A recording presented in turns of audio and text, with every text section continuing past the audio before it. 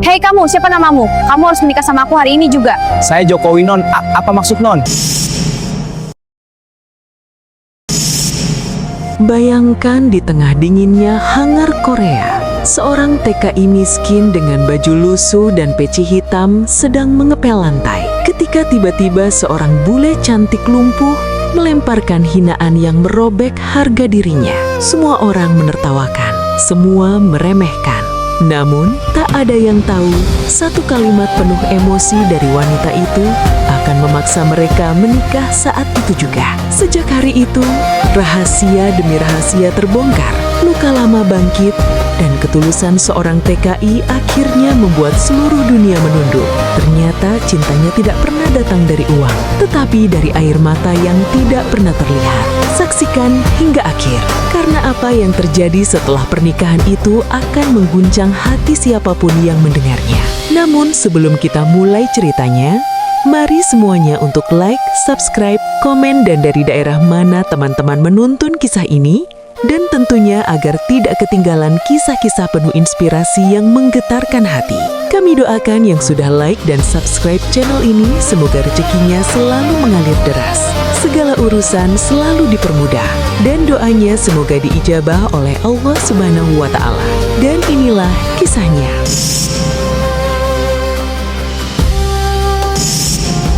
Pagi itu, udara di negeri Gingseng terasa menusuk tulang.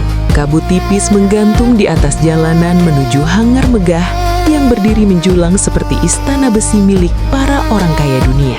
Di tempat inilah pesawat pribadi para bos dirawat. Sebuah tempat yang terasa mustahil disentuh oleh tangan orang kecil. Namun, di sanalah seorang pemuda santri miskin bernama Jokowi melangkah dengan langkah ragu tapi ikhlas. Bajunya lusuh, warnanya sudah memudar dimakan waktu.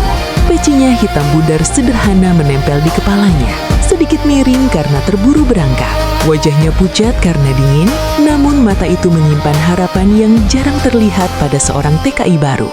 Tangan kirinya menggenggam alat pel dan tangan kanannya mengusap sedikit embun yang menempel di gagang mop yang sudah tua.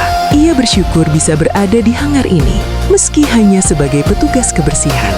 Baginya, ini bukan kehinaan, ini amanah. Ia percaya Allah selalu melihat ketulusan meski manusia memandang rendah.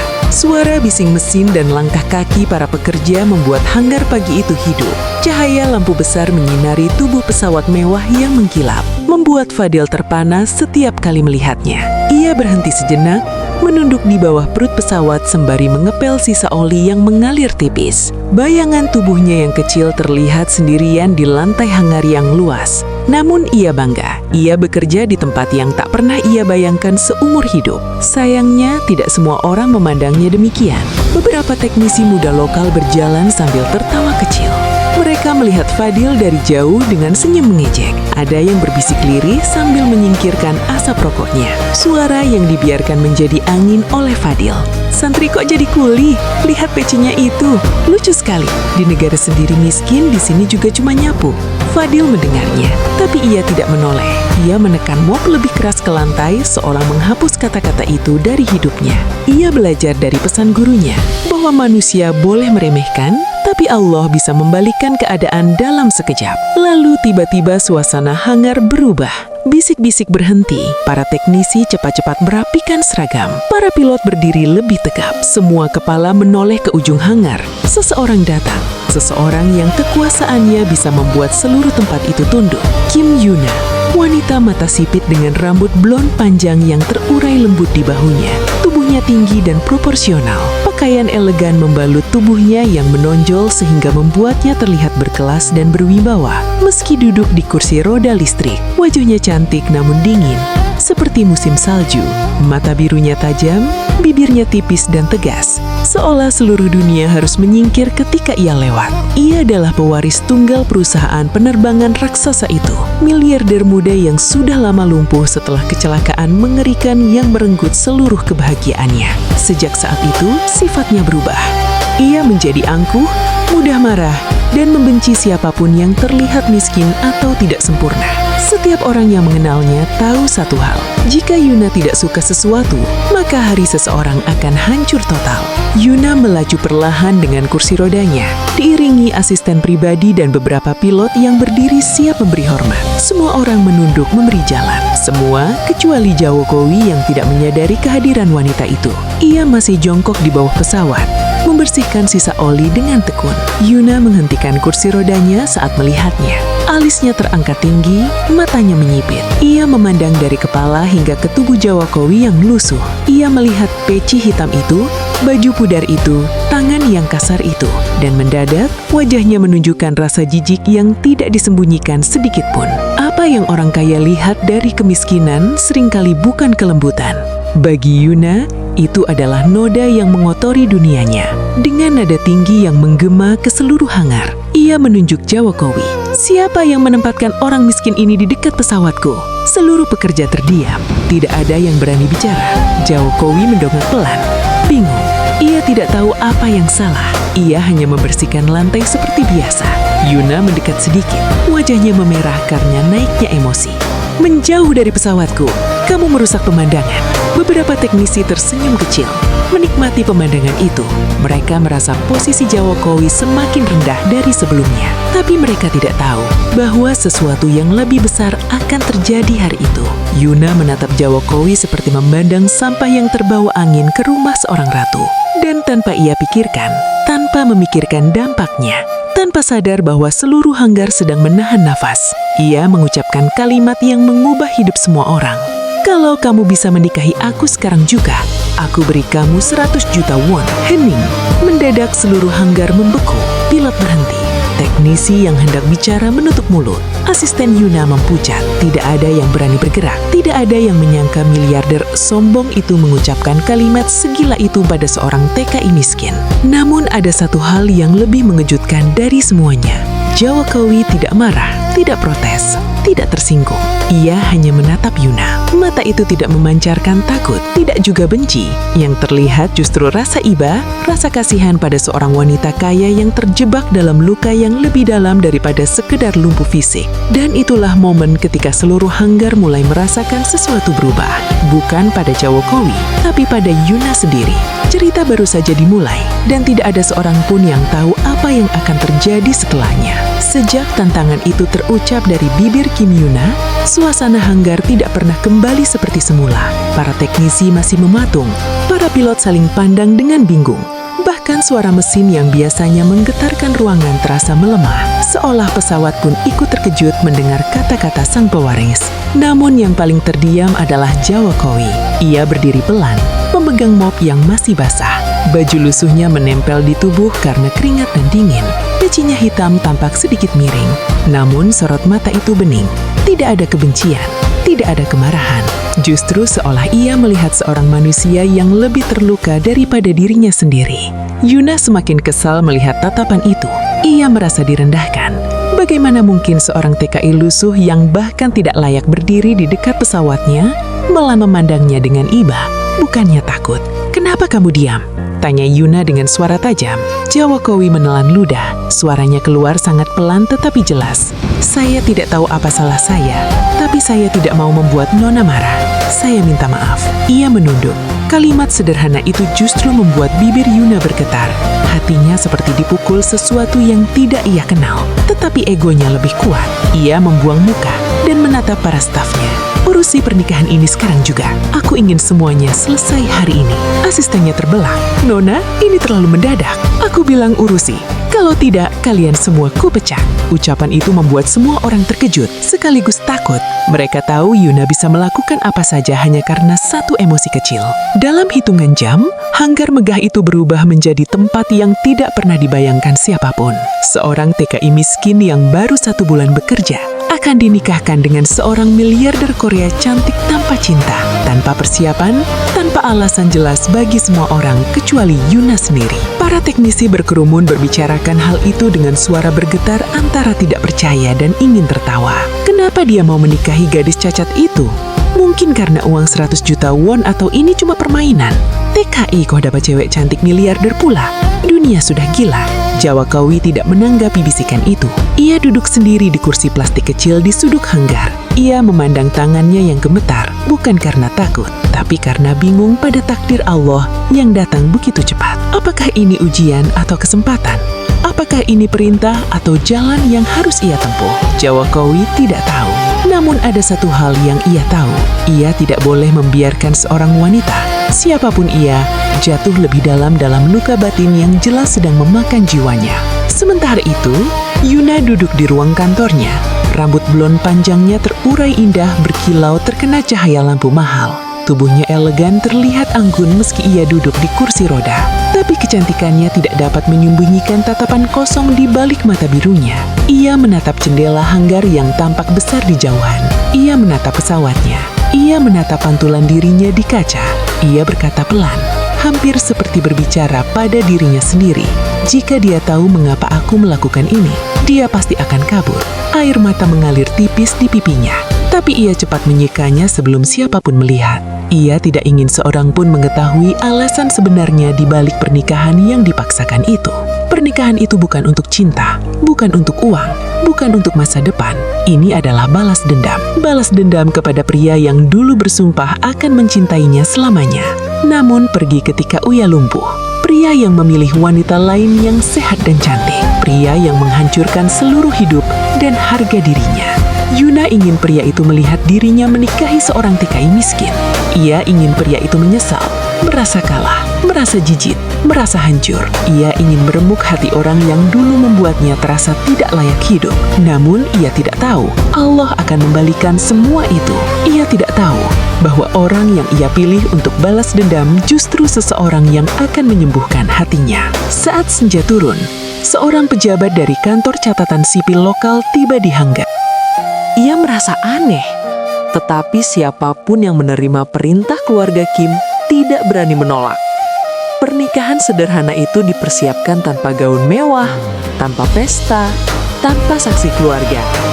Hanya beberapa orang pekerja yang berdiri menonton seperti melihat drama yang tidak pernah mereka bayangkan.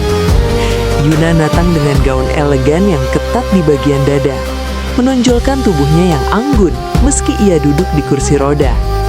Rambut blondnya terurai indah, wajah cantiknya dingin tanpa ekspresi. Jokowi berdiri di sampingnya, baju lusuh, pecinya hitam, tangan gemetar, nafasnya terengah pelan karena ia tidak pernah berada di situasi seperti ini. Pejabat itu membaca kalimat demi kalimat dengan suara formal. Hanggar besar itu hening. Tidak ada mesin yang menyala, tidak ada langkah kaki, hanya suara ikrar yang menggema di udara dingin. Yuna berkata ya dengan suara datar. Jokowi berkata ya dengan suara pelan, tetapi tegas. Mereka kini suami istri, tetapi bukan karena cinta.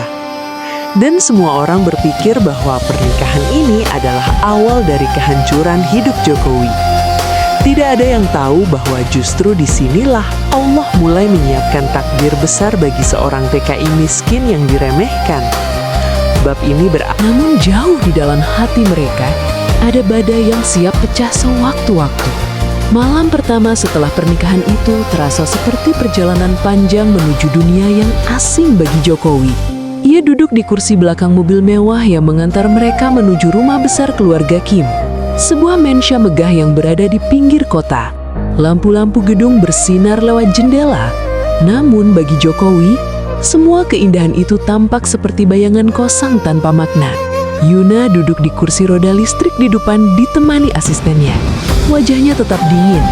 Namun dari sorot matanya yang samar, Jokowi bisa melihat kelelahan yang dalam.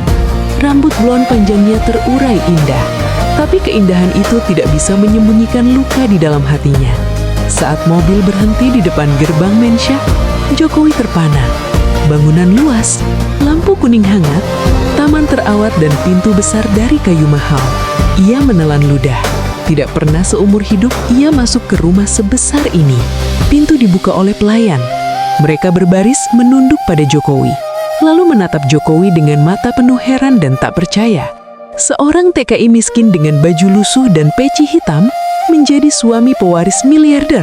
Mereka mencoba menyembunyikan rasa menghina di wajah mereka. Namun tatapan meremehkan itu tidak bisa disembunyikan. Jokowi memaksa tersenyum sopan, tetapi senyum itu tidak dibalas siapapun. Yuna masuk ruang tamu dengan kursi rodanya. Ruangan itu besar dan luksurius, namun hawa di dalamnya dingin seperti salju.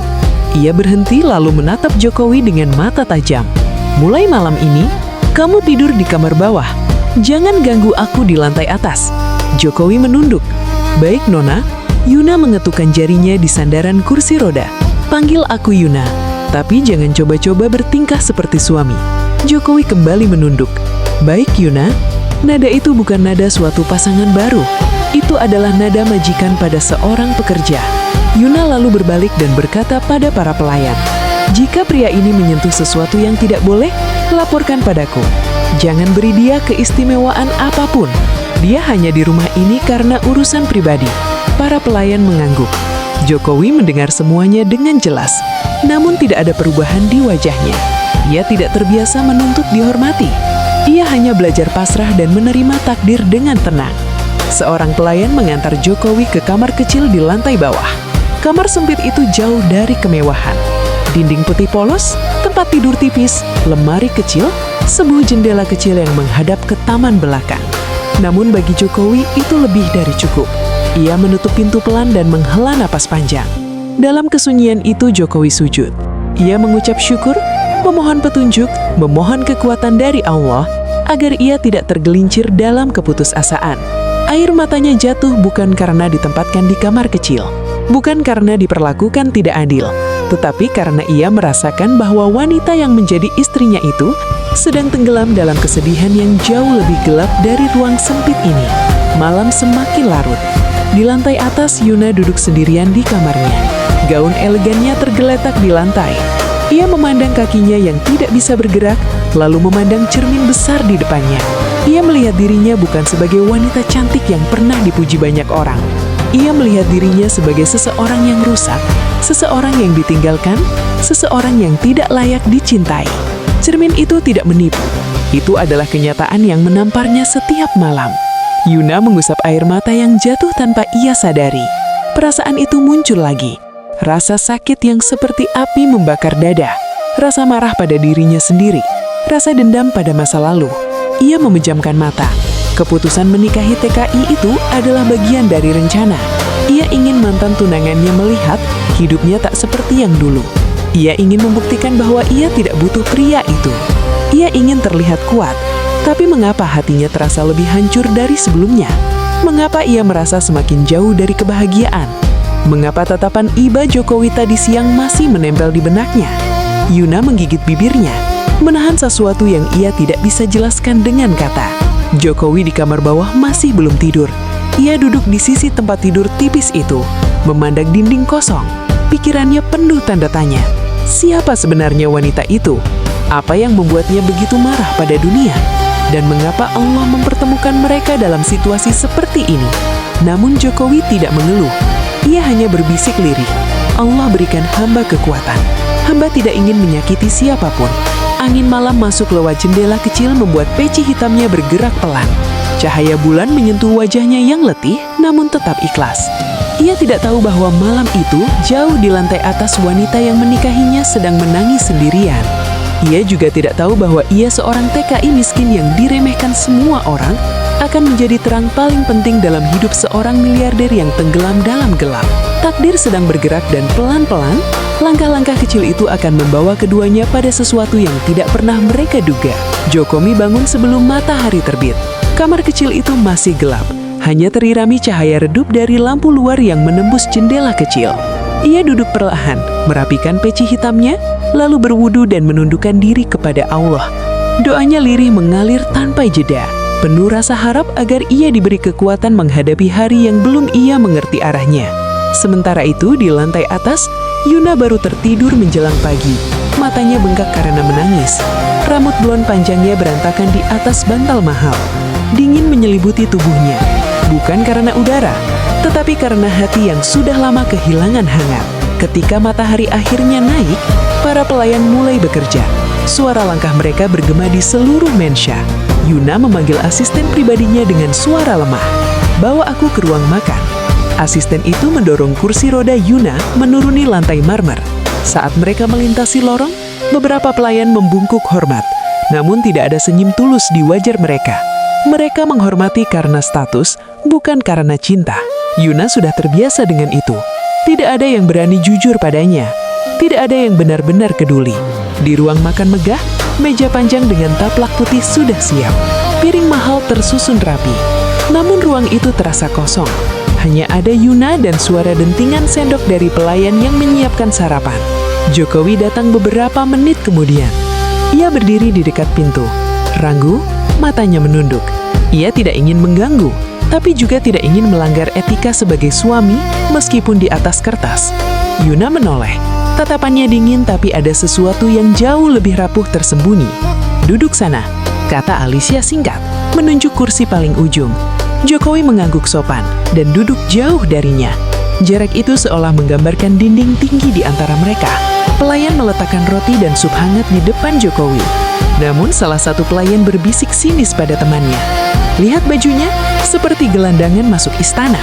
Yang lain menjawab pelan. Aneh sekali Nona Alicia mau menikah dengan dia. Dunia benar-benar gila. Jokowi mendengar semuanya tetapi ia memilih diam.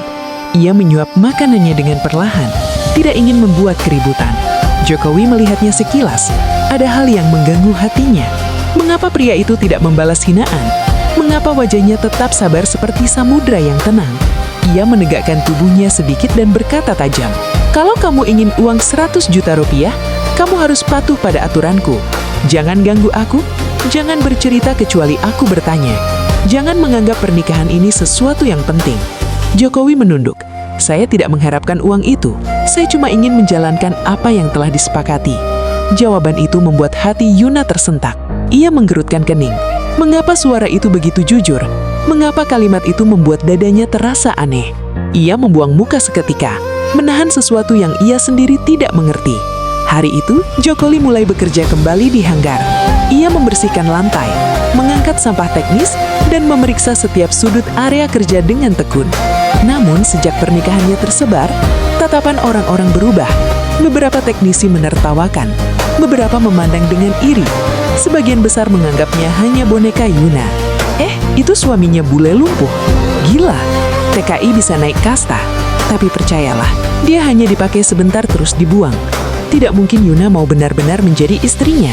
Jokowi hanya menyungsikan senyum kecil. Ia tahu dunia ini penuh prasangka. Ia tahu Allah lah yang menentukan kemuliaan seseorang. Namun di balik senyum itu ada rasa takut yang ia simpan. Bukan takut kehilangan harta karena ia tidak mengejar itu. Bukan takut kehilangan posisi, karena ia tidak pernah mengejar jabatan. Ia hanya satu takut. Takut menyakiti hati seseorang yang sedang rapuh, meski ia sendiri dihina. Sore harinya Yuna memanggil Fadil ke ruang kerjanya. Ruangan itu luas, wangi lavender, penuh buku dan lukisan mahal. Yuna menatapnya dari kursi roda. Rambut blond panjangnya jatuh terurai. Wajah cantiknya terlihat pucat, namun tetap mencarkan kewibawaan. "Kamu tidak malu diperlakukan seperti ini?" Tiga-tiga nada suaranya datar, namun ada getaran yang tidak ia sadari. Jokowi menggeleng perlahan. "Saya malu jika saya tidak bersabar, tapi saya tidak malu menjadi apa adanya." Jokowi menatapnya lebih lama dari biasanya. Ada sesuatu yang tumbuh di tatapannya. Sesuatu yang tidak ia inginkan, tapi tidak bisa ia hentikan. Ia lalu berkata dengan suara kecil, "Kenapa kamu tidak membenci aku?" Jokowi menunduk, lalu menjawab dengan lembut, "Karena saya melihat yang luka bukan hanya tubuh Yuna. Saya rasa hati Yuna lebih sakit dari kaki yang tidak bisa bergerak." Yuna terdiam. Jantungnya berdetak cepat. Dadanya terasa panas. Ia merasa seperti ada yang mengetuk pintu yang sudah lama ia kunci rapat. Tidak ada yang pernah berkata begitu padanya. Tidak ada yang pernah melihat sakit yang ia sembunyikan. Tidak ada yang memahami bahwa kekasarannya bukan karena sombong, tetapi karena tidak ingin terlihat lemah. Yuna memalingkan wajah pelan-pelan, takut jika Jokowi melihat air mata yang mulai mengalir tipis. "Keluar," kata Alicia lirih. Jokowi menunduk hormat dan melangkah pergi. Namun di dalam ruangan itu Alicia menggigit bibirnya, menahan tangis. Kalimat Jokowi tidak hanya menyentuh hatinya. Kalimat itu menghancurkan dinding pertama dari benteng yang ia bangun selama bertahun-tahun, dan ia benci menyadari bahwa ia tidak membencinya. Malam itu, Jokowi kembali mengepel lorong rumah besar itu. Lampu-lampu temerang membuat bayangannya tampak panjang. Setiap gerakan mop terasa seperti menyapu sebagian dari rasa lelah yang menempel di batinnya. Namun jauh di ujung lorong, Yuna sedang memperhatikannya diam-diam. Ia melihat pria yang ia hina, ia remehkan, ia seret dalam kehidupan pribadinya, kini bekerja dengan kesungguhan yang tidak pernah ia lihat pada pekerja manapun. Suaranya pelan berbisik pada dirinya sendiri. Kenapa dia membuatku merasa seperti ini? Hatinya mulai berubah, pelan, sangat pelan. Namun perubahan itu pasti, dan ia tidak bisa menghentikannya meski ia mencoba. Hari-hari berikutnya berjalan dengan ritme yang tidak pernah dibayangkan Jokowi sebelumnya. Ia bekerja di hanggar setiap pagi. Sementara sore hari, ia membantu pekerjaan kecil di Manson. Malamnya ia menghabiskan waktu dengan berdoa dan menenangkan dirinya. Mencoba memahami apa yang sebenarnya sedang terjadi dalam hidupnya. Di luar sana, para pekerja di hanggar masih menertawakannya. Di rumah besar itu, para pelayan masih memandangnya rendah. Dan di lantai atas, Yuna masih menjaga jarak seolah ia adalah angin yang lewat. Namun, sesuatu mulai berubah. Sesuatu yang tidak terlihat tapi terasa seperti retakan kecil di es yang tebal. Suatu sore, Yuna meminta Jokowi datang ke ruang tamu. Ia duduk di kursi rodanya. Rambut blondnya terurai rapi. Gaun elegan membalut tubuhnya yang mempesona meski tatapannya tetap dingin.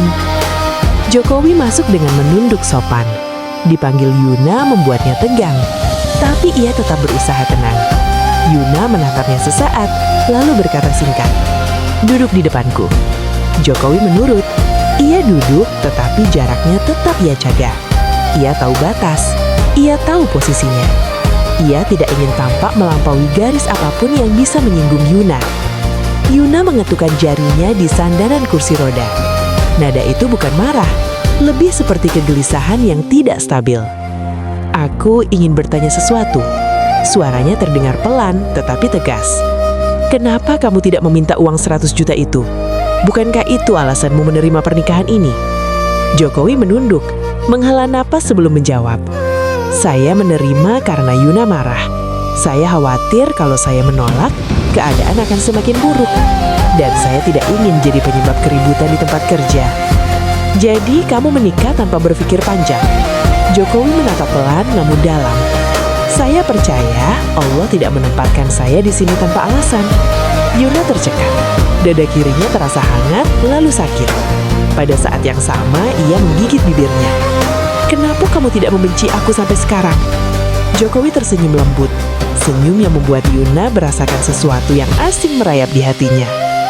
"Karena saya melihat Yuna bukan sebagai orang yang jahat, hanya orang yang terluka." Yuna menunduk, matanya memanas.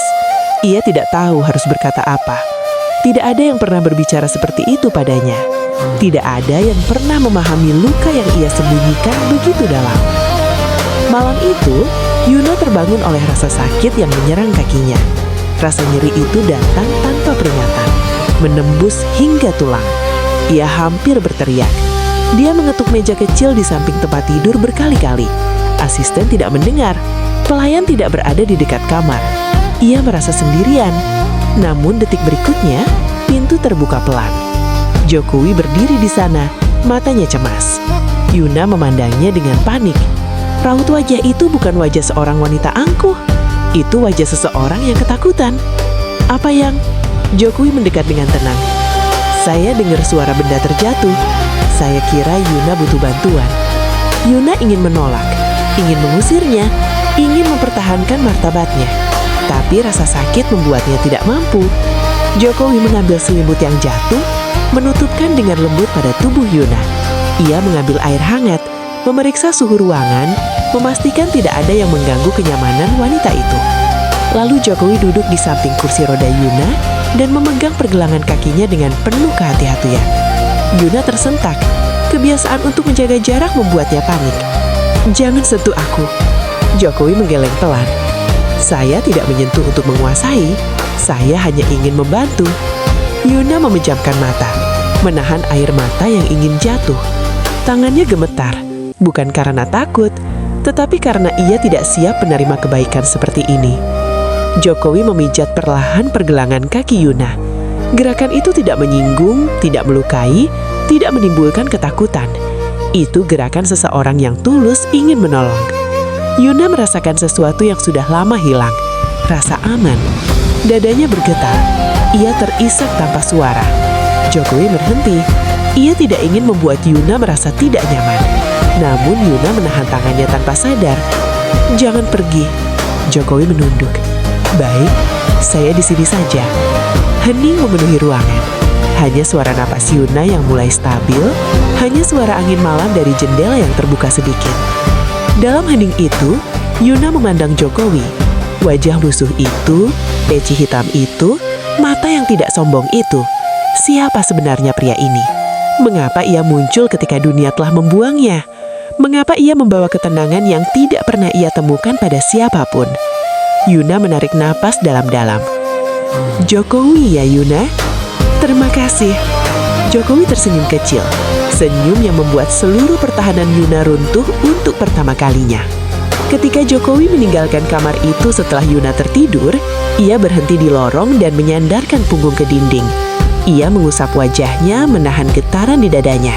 Ia tidak tahu apa yang sedang terjadi. Ia tidak tahu mengapa ia merasakan kepedihan setiap melihat Yuna menahan sakit. Ia tidak mengerti mengapa ia ingin selalu menjaga wanita itu. Ia hanya tahu satu hal. Saat melihat Yuna berjuang melawan sakit, ia merasakan duka yang bukan miliknya. Ini bukan tentang uang. Ini bukan tentang status. Ini mulai menjadi sesuatu yang tidak bisa ia sebutkan. Pagi itu, Mansion terasa lebih hening dari biasanya. Jokowi bangun lebih awal dan bekerja membersihkan lantai-lantai marmer yang panjang dan berkilau. Matahari baru saja menyentuh jendela besar, menebarkan cahaya keemasan yang membuat debu-debu halus menari di udara. Namun hati Jokowi terasa berat, entah mengapa. Semalam ia melihat Yuna menangis dalam diam, dan pagi ini entah mengapa dadanya juga terasa sesak. Ia tidak tahu bahwa di lantai atas, Yuna belum keluar kamar sejak semalam. Ia duduk di kursi rodanya, menatap foto lama yang sudah kusam. Foto dirinya sedang berdiri tegak dengan kaki yang kuat, dengan gaun yang indah. Di sampingnya, berdiri seorang pria berwajah tampan yang memeluk pinggangnya. Yuna menyentuh foto itu dengan jemari bergetar. "Aku dulu cantik, aku dulu bahagia, aku dulu hidup seperti wanita normal." Tapi semuanya hilang pada hari kaki itu. Tidak lagi merespons. Hari ia terbangun di rumah sakit dengan tubuh yang tidak bisa ia gerakan. Hari pria di foto itu menggenggam tangannya, menangis, lalu pergi seminggu kemudian. Alasannya sederhana. Ia bilang tidak sanggup hidup dengan wanita lumpuh. Ia bilang masa depan mereka tidak akan bahagia. Yuna teringat kata-kata itu dan dadanya terasa diremas dari dalam. Siang hari tiba, Jokowi dipanggil ke ruang kerja Yuna. Ia masuk dengan sopan, menundukkan kepala. Namun begitu ia melihat Yuna, langkahnya berhenti. Yuna duduk di kursinya dengan mata bengkak. Rambut blond panjangnya berantakan. Gaun elegan yang biasanya mencerminkan keanggunannya kini tampak seperti kain yang menggantung tanpa jiwa. Jokowi menelan ludah. "Yuna, apa ada yang bisa saya bantu?" Yuna menatapnya lama lalu menghela napas keras. "Kenapa kamu tidak pernah marah padaku? Kenapa kamu selalu bersikap baik walaupun aku memperlakukanmu seperti sampah? Apa kamu tidak punya hati?" Jokowi tersentak, bukan karena marah, tetapi karena ia melihat luka yang sangat dalam di balik kalimat itu. Perlahan ia menjawab, "Saya manusia Yuna, saya punya hati, tapi hati itu bukan untuk membalas. Hati itu untuk memahami bahwa semua orang punya cerita. Dan saya melihat Yuna sedang berjuang lebih keras dari siapapun." Yuna memalingkan wajah. Air mata jatuh diam-diam, membuat Jokowi berdiri beku. Ia tidak ingin mendekat, tapi ia tahu batas. Ia tidak ingin membuat Yuna merasa direndahkan.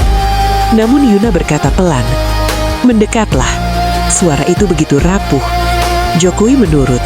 Ia berdiri tidak terlalu dekat, tetapi cukup bagi Yuna untuk melihat wajahnya dengan jelas. Yuna menatapnya dengan mata yang bergetar. "Aku benci diriku. Aku benci tubuhku yang rusak. Aku benci dunia karena mengambil semuanya dariku. Dan aku benci bahwa aku mulai merasa nyaman denganmu." Jokowi beku. Yuna menutup wajahnya dengan kedua tangan. Air matanya jatuh membasahi gaunnya. "Aku menikah denganmu hanya untuk balas dendam. Pria di foto itu, tunanganku yang meninggalkanku. Aku ingin dia melihat betapa rendahnya aku sekarang. Aku ingin dia menyesal." Jokowi menunduk. Dadanya terasa diremas. Tidak apa. Jokowi berkata dengan sangat lembut. Semua orang pernah memilih jalan ketika terluka. Yuna menatapnya lagi, ada sesuatu yang baru di matanya. Sesuatu yang menyerah, tetapi sekaligus berharap. Kenapa kamu bicara begitu lembut? Kenapa kamu tidak marah? Kenapa kamu tidak membenciku seperti aku membenci diriku sendiri? Jokowi terdiam lama. Lalu ia berkata pelan, namun tegas. Karena saya dulu hampir seperti Yuna, hidup penuh kesedihan, membenci keadaan, dan merasa tidak layak dicintai. Yuna terkesiap. Apa maksudmu? Jokowi menutup mata sejenak, mengumpulkan kekuatan. Saya tidak cuma TKI dan OB, saya dulu calon teknisi penerbangan. Saya belajar tentang mesin pesawat sejak kecil, tapi ibu saya sakit keras. Saya berhenti sekolah, saya mencari uang. Saya bekerja apa saja, termasuk jadi OB di sini. Karena saya tidak ingin ibu meninggal tanpa bisa saya rawat. Yuna memandangnya dengan wajah linglung. Kamu bukan orang bodoh, kamu bukan orang tanpa masa depan. Jokowi tersenyum pahit. Saya cuma orang yang terpaksa menyimpan mimpinya. Hening memenuhi ruangan. Namun hening itu bukan lagi dingin. Hening itu penuh rasa yang tidak mereka pahami. Yuna tiba-tiba berkata, "Jokowi, kamu kenapa bisa sesabar ini?" Ia ingin mengatakan sesuatu, tetapi kata itu tertahan di bibirnya seperti rahasia yang terlalu berat. "Kamu, hatimu baik sekali." Jokowi memalingkan wajah karena matanya mulai panas. Ia tidak boleh terlihat lemah. Yuna menatapnya lebih lama lagi. Tatapan itu berbeda. Tidak ada kebencian di dalamnya. Tidak ada penghinaan. Yang ada hanyalah kekaguman yang muncul dari luka yang perlahan sembuh. Saat Jokowi keluar dari ruangan itu, lututnya terasa lemas. Ia bersandar ke tembok, menutup mata. Ia sadar sesuatu. Ia takut mengaguinya, tetapi hatinya mulai berubah. Ia mulai menginginkan kebahagiaan Yuna, bukan sebagai kewajiban suami, bukan sebagai belas kasihan, tetapi karena ia mulai menyayangi wanita itu. Di dalam ruangan, Yuna memegang dadanya. Ia mengusap air matanya, tetapi kali ini bukan air mata duka. Ia berkata dengan suara hampir tak terdengar, "Jokowi, siapa sebenarnya dirimu di dalam hidupku ini?"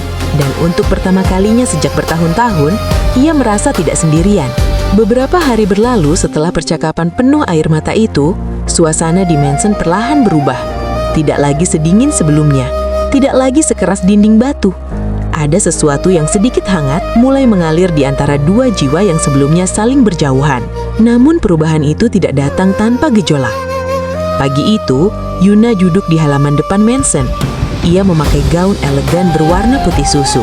Rambut blond panjangnya tergerai menyentuh bahunya, membuat keelokan tubuhnya semakin menonjol.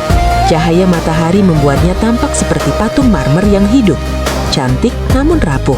Ia menatap bunga-bunga yang bermekaran, mencoba menenangkan diri. Namun sejak hari itu, ia lebih sering gelisah, lebih sering memikirkan sesuatu, lebih sering menunggu suara langkah kaki seseorang di lorong. Ia membenci kenyataan itu, tetapi tidak bisa menghindar darinya. Tiba-tiba, pintu samping terbuka. Seorang teknisi wanita dari hanggar bernama Irina datang membawa beberapa dokumen. Ia masih muda, cantik, dan punya senyum ramah. Yuna mengerutkan kening. Irina menghampirinya. "Nona Yuna, saya membawa laporan tentang jadwal pemeliharaan pesawat, dan saya juga ingin menyerahkan pesan dari Fadil." Yuna tersentak kecil, dadanya memanas, bibirnya mengeras. Jokowi, nama itu kini punya daya yang berbeda di dalam hati Yuna. Irina membuka berkas sambil berkata manis. Dia masih di hanggar, tapi dia bilang akan pulang lebih cepat hari ini. Dia juga bilang kalau dia sudah mengerjakan semua yang diminta. Yuna merasa ada sesuatu yang menusuk dadanya. Kenapa teknisi ini bicara sambil tersenyum begitu manis ketika menyebut nama Jokowi? Kenapa ia terlihat begitu akrab menyebutnya? Dan kenapa Yuna peduli? Irina masih melanjutkan. Jokowi itu baik sekali. Seluruh teknisi di hanggar suka bekerja bersamanya. Dia sabar, sopan, dan sangat cekatan. Saya sering berbicara dengannya akhir-akhir ini. Yuna langsung memotong dengan suara yang dingin bagai salju. "Cukup, letakkan berkas itu. Pergi sekarang." Irina terkejut, wajahnya memucat. Ia buru-buru menunduk dan pergi tanpa berkata apa-apa. Yuna menggeretakkan giginya, jari-jarinya mencengkram kursi roda. Dadanya panas. Ia bertanya pada dirinya sendiri, Kenapa rasanya seperti ini? Kenapa ia merasa seperti dunia tiba-tiba menjadi sempit ketika gadis lain menyebut nama Jokowi? Ia memalingkan wajah. Ia tidak ingin mengakui perasaan itu. Namun ia tahu ia sedang cemburu. Sementara itu, di hanggar, Jokowi sedang membersihkan noda oli di antara roda pesawat. Seorang teknisi pria memanggilnya. "Jokowi, tadi Irina ke rumah majikanmu. Sepertinya mencari kamu." Jokowi tersenyum kecil. "Betul, dia bawakan dokumen untuk Yuna." Teknisi itu menepuk bahunya sambil tertawa.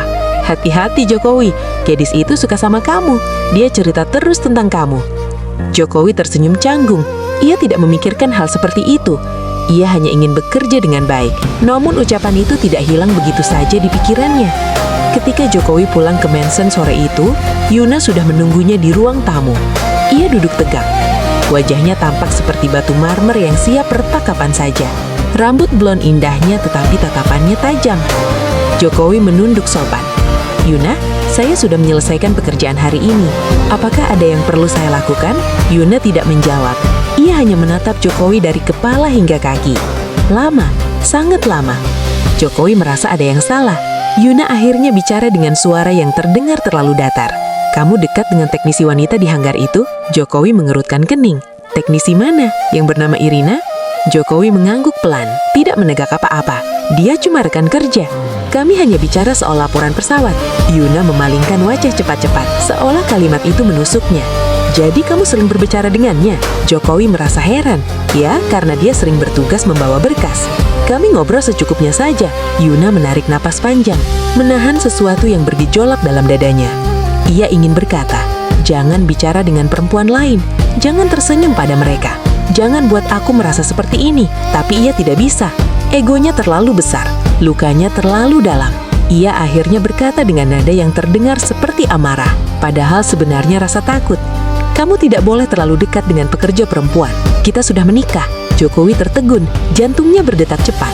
Yuna melanjutkan dengan suara yang lirih tetapi penuh getaran. "Aku tidak suka jika mereka bicara terlalu dekat denganmu. Mengerti?" Jokowi menunduk. "Baik Yuna, saya akan menjaga jarak." Yuna memejamkan mata. Ia merasakan sesuatu meledak pelan di dalam dadanya. Rasa lega itu datang begitu jelas, begitu hangat, begitu aneh. Ia merasa aman. Jokowi memandang Yuna dari jauhan. Melihat wanita itu bergetar halus, ia melihat matanya yang tampak basah. "Yuna, apakah kamu baik-baik saja?" Yuna membuang muka cepat-cepat. "Pergi, aku mau istirahat." Jokowi mengangguk dan melangkah pergi. Namun sebelum ia menutup pintu, ia mendengar suara Yuna berbisik kecil. "Kenapa aku seperti ini? Kenapa aku jadi peduli padanya?" Malam itu ketika Yuna sendirian di kamar, ia menatap cermin besar di depannya. Ia menyentuh pipinya yang memerah. Ia menyentuh dada yang terasa hangat. Ia melihat bayangan dirinya. Lalu ia berkata pada pantulan itu dengan suara gemetar, "Aku jatuh hati pada suamiku sendiri." Ia menutup wajah dengan kedua tangannya. "Aku benci kenyataan ini, tapi aku tidak bisa melawannya." Sementara di kamar kecilnya, Jokowi duduk di ujung ranjang, memegang pecinya. Ia menghela nafas panjang. Kenapa Yuna marah soal Irina? Kenapa rasanya ia peduli? Kenapa kata-kata Yuna terasa masuk ke dalam dadanya? Ia menunduk dan berbisik, "Ya Allah, lindungi hati hamba. Jangan biarkan hamba mencintai seseorang yang tidak mungkin." Namun hatinya tahu, ia mulai jatuh perlahan tak terhindarkan. Malam itu angin bertiup lebih dingin dari biasanya. Langit Korea dipenuhi awan gelap, seolah mengisyaratkan sesuatu yang tidak biasa akan terjadi. Jokowi baru saja selesai membersihkan ruang makan dan hendak kembali ke kamar kecilnya. Ketika ia mendengar suara sesuatu jatuh dari lantai atas, suara itu keras, memecah keheningan malam, dan membuat jantung Jokowi langsung melonjak.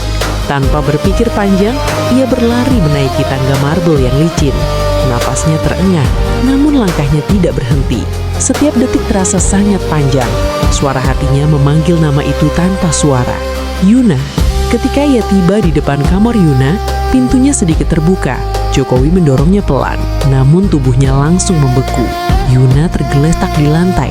Gaun tidur putihnya kusut, rambut blond panjangnya mengembang kacau di sekitar kepala. Kursi rodanya terbalik dan wajah Yuna pucat, seperti seseorang yang kehilangan seluruh darah dalam tubuhnya. Bibirnya bergetar, nafasnya kacau, matanya menahan sakit yang luar biasa. Jokowi langsung berlutut. "Yuna, Suara itu keluar serak, penuh rasa takut.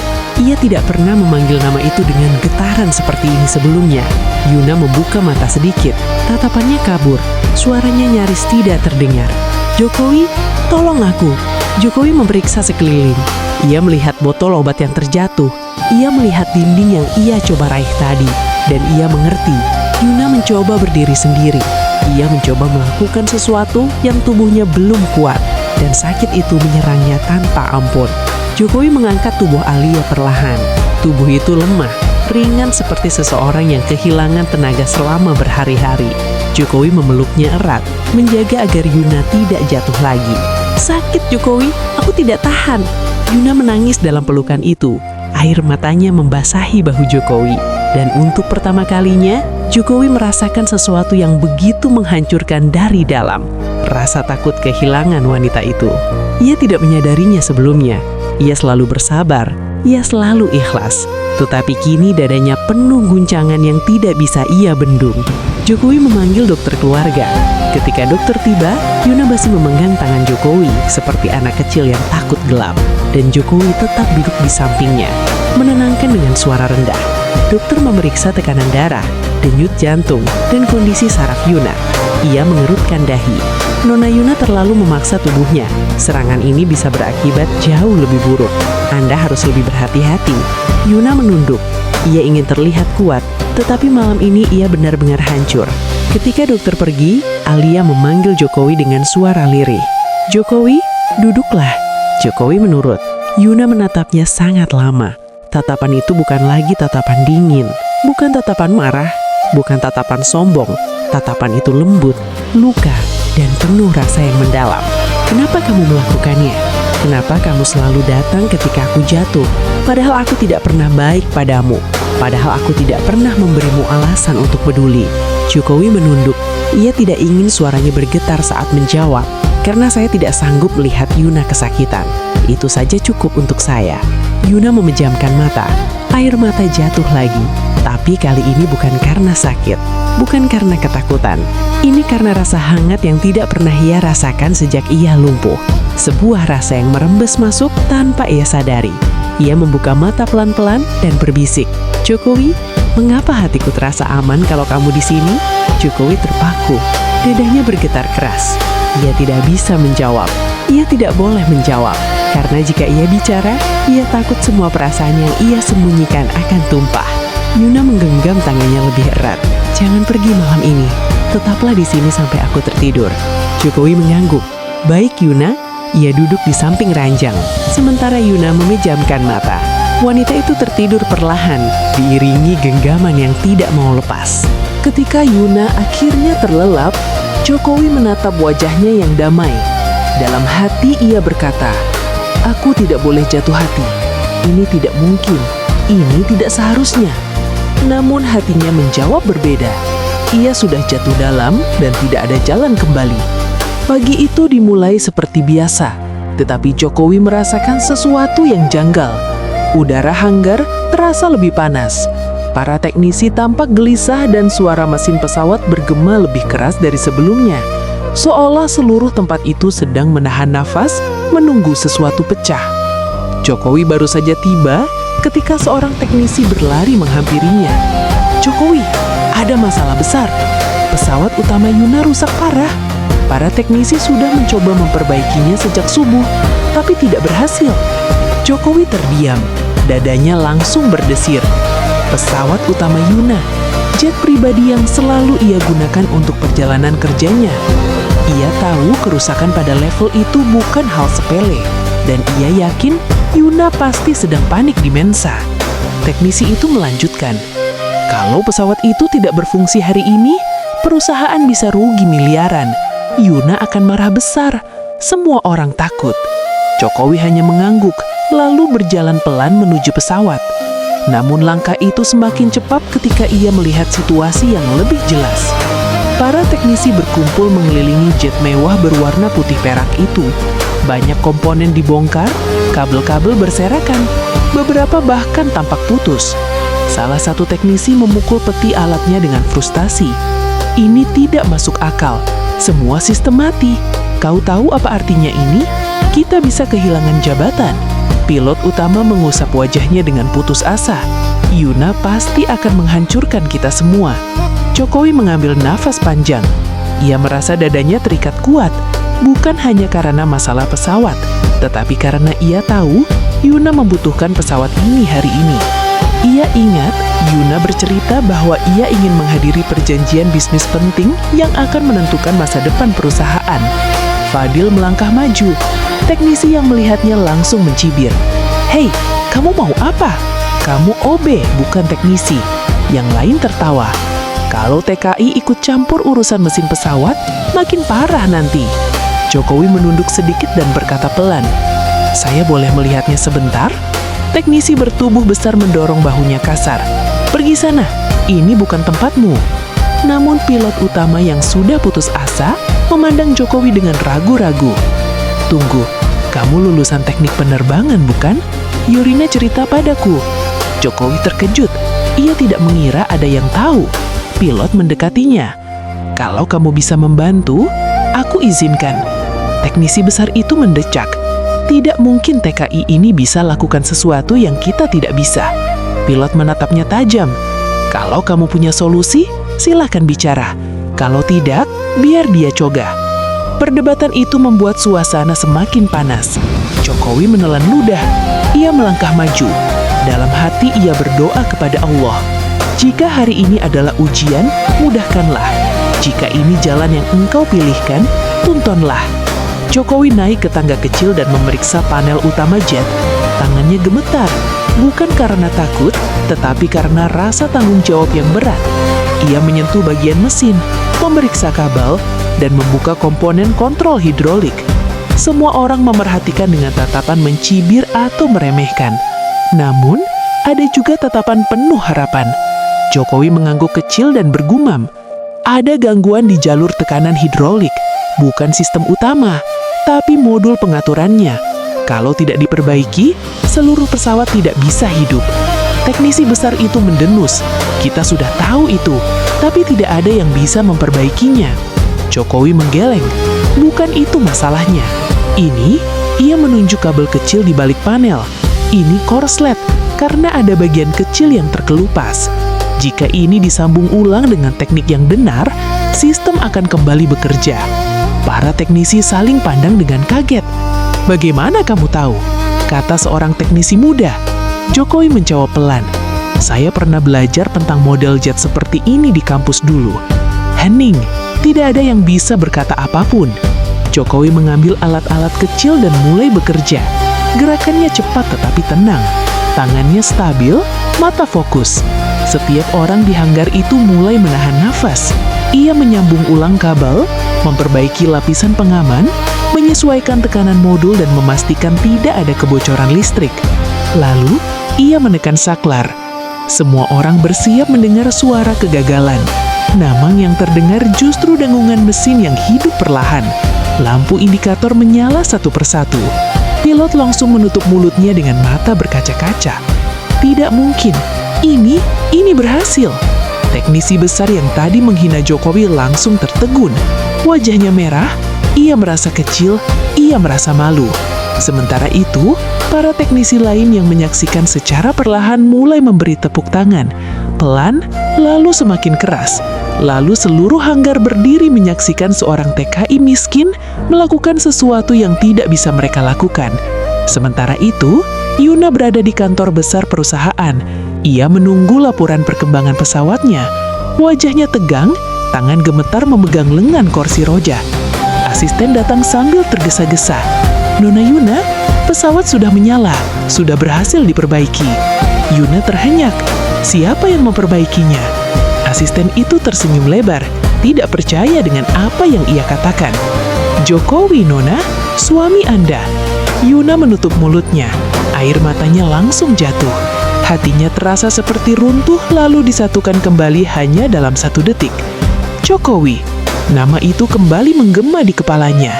Ia merasa seluruh jiwanya diguncang. Ia membisikkan sesuatu pada dirinya sendiri.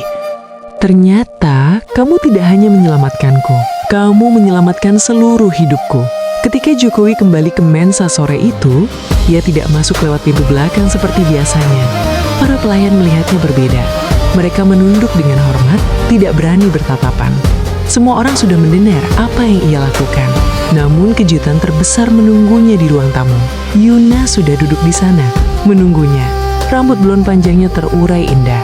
Matanya merah karena menangis. Gaun elegannya tampak lembut di bawah sinar lampu. Begitu Jokowi datang, Yuna berkata dengan suara bergetar, "Mendekatlah." Jokowi melangkah pelan. Ketika ia cukup dekat, Yuna menatap dalam ke matanya dan berkata dengan suara yang hampir hancur, "Hari ini, kamu mengangkat martabatku, dan kamu mengangkat martabatmu sendiri. Aku bangga padamu." Air mata jatuh lagi. Dan untuk pertama kalinya di depan Jokowi, Yuna tersenyum. Senyum lembut yang datang dari seorang wanita yang akhirnya mulai sembuh dari luka bertahun-tahun. Malam itu, hujan turun perlahan membasahi halaman Mensa, keluarga Kim. Air yang mengetuk kaca jendela terdengar seperti bisikan lembut yang membawa ketenangan. Namun, di dalam kamar Yuna, suasana berbeda. Suasana itu dipenuhi rasa haru, penyesalan, dan sesuatu yang jauh lebih dalam daripada semua luka yang pernah ia rasakan. Yuna duduk di kursi rodanya, menatap bayangannya sendiri di cermin besar. Rambut blond panjangnya terurai indah, namun matanya memerah penuh emosi. Di balik tubuh elegan itu, ada hati yang sudah terlalu lama hidup dalam gelap. Ia menatap dirinya sendiri dan berkata pelan, "Aku sudah tersesat terlalu jauh, tapi kamu datang." Saat itu pintu diketuk pelan. "Jokowi?" Yuna mengangguk lirih. "Masuklah." Jokowi melangkah masuk dengan sopan. Bajunya basah sedikit oleh percikan hujan. Peci hitamnya tampak lembab, dan wajahnya memancarkan ketenangan yang selalu membuat ruangan terasa lebih damai. Ia berdiri beberapa langkah dari Yuna, tidak ingin melampaui batas yang selama ini ia jaga dengan penuh hormat. Yuna menatapnya lama lalu berkata dengan suara yang hampir patah, "Aku ingin berbicara denganmu tentang semuanya." Jokowi menunduk sedikit. "Saya siap mendengar, Yuna." Yuna menarik napas panjang. Tangannya gemetar memegang sandaran kursi. "Aku dulu benci dunia, benci tubuhku, benci hidupku. Kecelakaan itu merenggut semuanya. Kebahagiaanku, tunangan yang kubanggakan, rasa percaya diri, masa depan.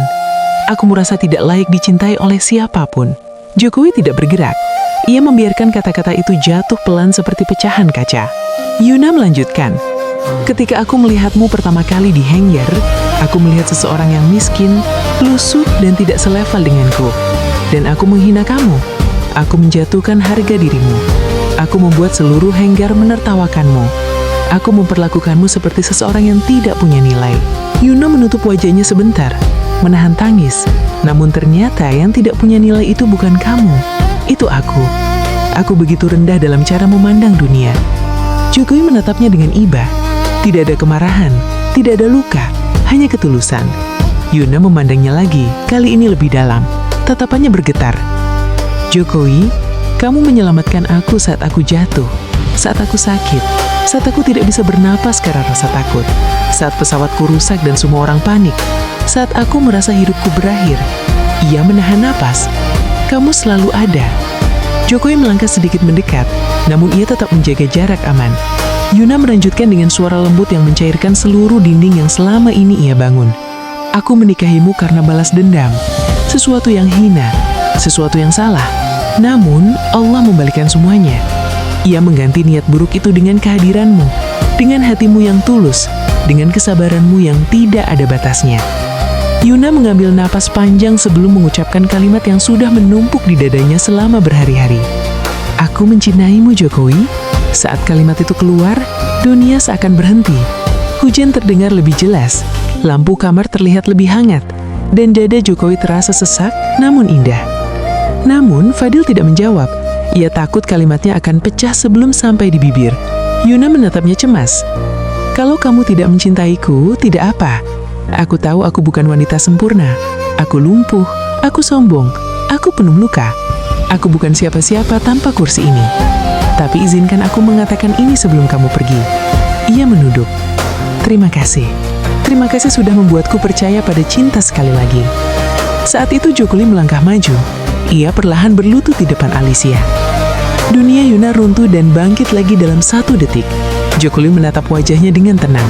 Suaranya lembut seperti doa. Yuna, saya tidak pernah pergi. Saya tidak akan pergi.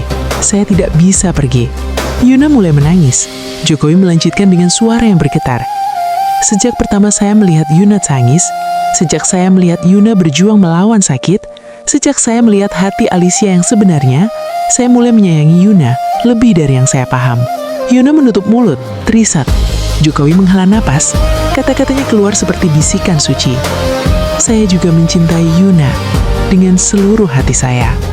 Wanita itu menangis lebih keras, pundaknya bergetar. Ia menunduk dan memeluk Fadil erat. Untuk pertama kalinya, tidak ada jarak, tidak ada dinding, tidak ada masa lalu yang menghantui. Hanya ada dua hati yang saling menemukan. Beberapa bulan setelah hari itu, kehidupan mereka berubah drastis. Yuna menjalani fisioterapi intensif dengan dukungan penuh dari Jokowi. Dan di hari yang tidak pernah ia bayangkan, Yuna berdiri, perlahan, tertatih, namun berdiri dengan kedua kakinya. Jokowi menangis melihatnya. Ia memeluk Yuna yang tubuhnya bergetar menahan haru. Yuna berkata pelan, "Aku bisa berdiri karena kamu. Kamu bukan hanya penyelamat pesawatku, kamu penyelamat hidupku." Dan di hari itu, di halaman Mensa yang dipenuhi cahaya matahari, Jokowi dan Yuna mengucapkan janji baru. Janji yang bukan paksaan, bukan balas dendam, bukan emosi, tetapi janji cinta. Janji untuk hidup bersama, bukan sebagai majikan dan pekerja, bukan sebagai miliarder dan TKI, tetapi sebagai suami dan istri yang saling melindungi. Yuna menggenggam tangan Jokowi erat. "Terima kasih sudah masuk ke dalam hidupku dengan cara yang tidak pernah aku duga." Jokowi menjawab pelan, matanya berkaca-kaca. "Dan terima kasih sudah mencintaiku meski aku datang dengan pakaian lusuh dan mimpi yang hampir padam." Bab 10 berakhir dengan kebahagiaan yang lahir dari luka, dengan cinta yang lahir dari kehancuran, dengan kisah seorang TKI miskin yang akhirnya mengangkat bukan hanya martabat dirinya, tetapi juga martabat wanita yang mencintainya. Takdir bukan hadiah. Takdir berkah adalah jawaban atas kesabaran. Jawaban yang hanya mungkin terjadi karena Allah mengendaki hati dua manusia yang hancur untuk saling menyembuhkan.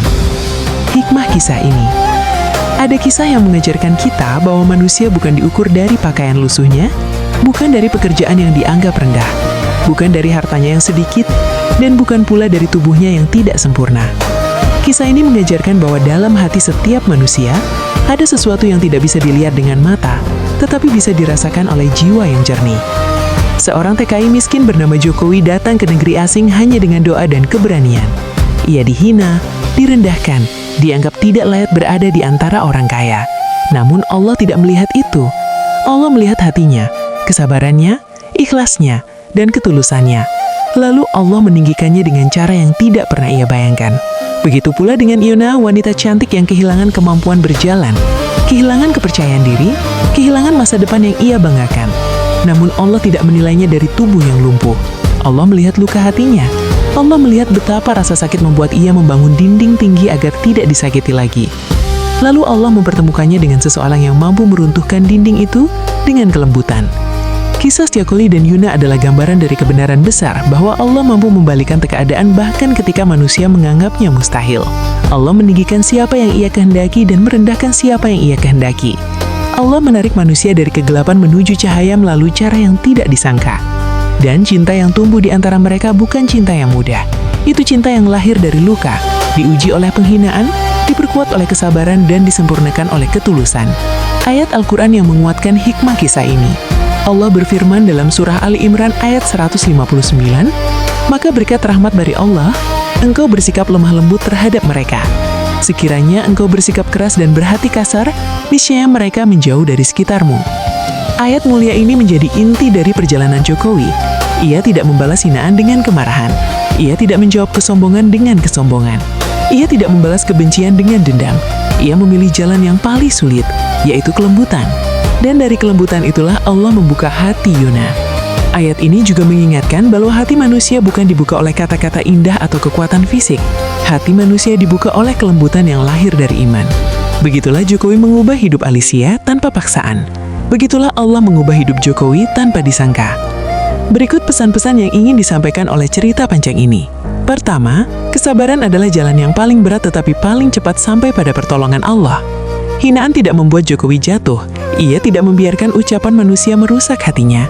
Allah kemudian mengangkat derajatnya di hadapan semua orang. Kedua, Jangan pernah menganggap rendah seseorang hanya karena ia miskin atau tidak memiliki apa-apa. Karena bisa jadi, justru merekalah yang Allah pilih untuk menyelamatkan hidup kita suatu hari. Ketiga, luka yang tidak terlihat jauh lebih berat daripada luka di tubuh. Yuna tidak butuh harta, ia butuh diperlakukan sebagai manusia, butuh seseorang yang mau melihat jiwanya yang sebenarnya. Jokowilah yang Allah pilih menjadi penyembuh hati itu. Keempat, cinta yang paling indah bukan dari harta dan kecantikan. Cinta yang paling indah adalah yang lahir dari ketulusan, dari pengorbanan, dari saling menguatkan ketika dunia terasa runtuh. Kelima, Allah mampu membalikan takdir sekejap hembusan angin. TKI yang diremehkan bisa menjadi penolong. Wanita yang lumpuh bisa kembali berdiri. Dua manusia yang hancur bisa disatukan menjadi kekuatan baru. Tidak ada yang mustahil bagi Allah.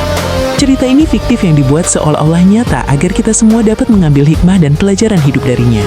Jika kisah ini menyentuh hati Anda, itu semata-mata karena Allah mengizinkan hati kita saling terhubung melalui pesan kebaikan. Terima kasih sudah mendengarkan kisah sepanjang ini. Jika Anda merasakan manfaat, keharuan, atau pelajaran dari kisah ini, kami mengajak Anda untuk mengetik komentar dari kota mana Anda menonton, menekan tombol like, dan menekan tombol subscribe agar Anda tidak ketinggalan kisah-kisah inspiratif lainnya. Semoga Allah melapangkan rizki Anda, mempermudah setiap urusan Anda, menguatkan hati Anda dalam ujian, dan menjadikan hidup Anda dipenuhi berkah yang tidak terputus. Terima kasih, sampai bertemu di kisah berikutnya.